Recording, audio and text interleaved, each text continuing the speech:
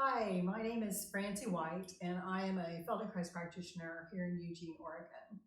And I wanted to talk to you today about sciatica.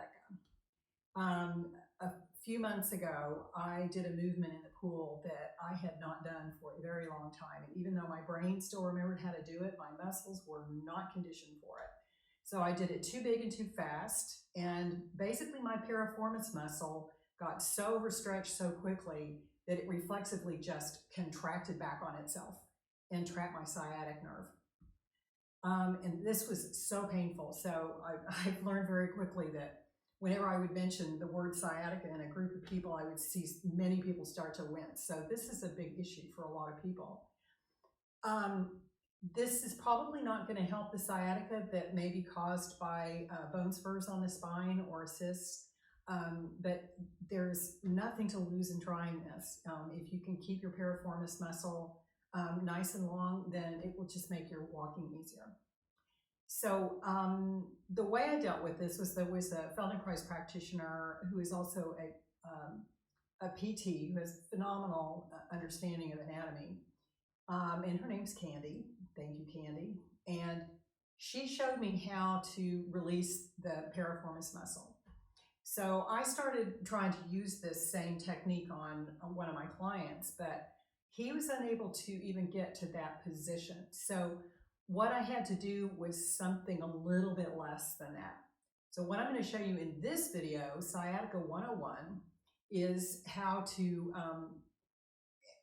release the sciatic muscle if you can't even really bring your knee to your chest. And so when you graduate from that, you might be able to put your ankle on this other knee. So this is what we're working towards, and that will be in Sciatica 201, and then I'll show you what to do with that. So begin by lying on your back,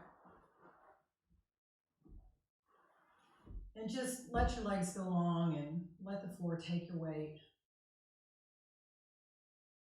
And just start noticing yourself and start bringing your attention inside. And when you're ready, bring your knees up to standing. And for me, it was my right leg. And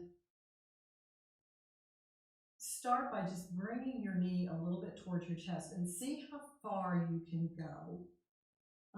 See if you can't go maybe this far without the piriformis muscle starting to really stretch and feel really, really tight and uncomfortable.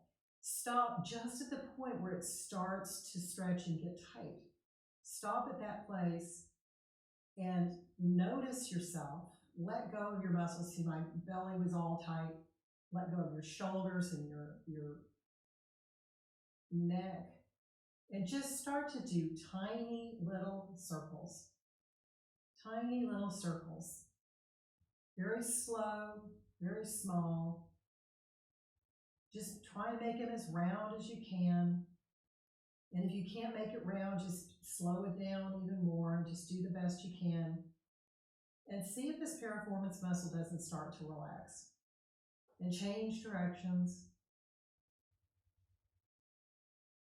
Just keeping it really small. You're right at that edge of starting to stretch the muscle. And just do that for a little bit and let that go. And you can rest a little bit. And then bring your knee back up and see if it'll go a little bit farther this time. And chances are it will. And then again, bring it right up to the point where it's starting to stretch. And then just do these tiny little circles in both directions. Noticing where you're holding tension, if you're holding tension in your belly and your shoulders and your jaw. Those are all the favorite places. And just see if the piriformis might start to let go.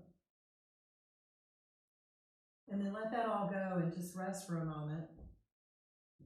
And another thing that can really help, I found with my client, was to do the other leg, even though it didn't have really a problem with sciatica. But we went ahead and did the other side. We brought it up to that point where the piriformis was just starting to stretch.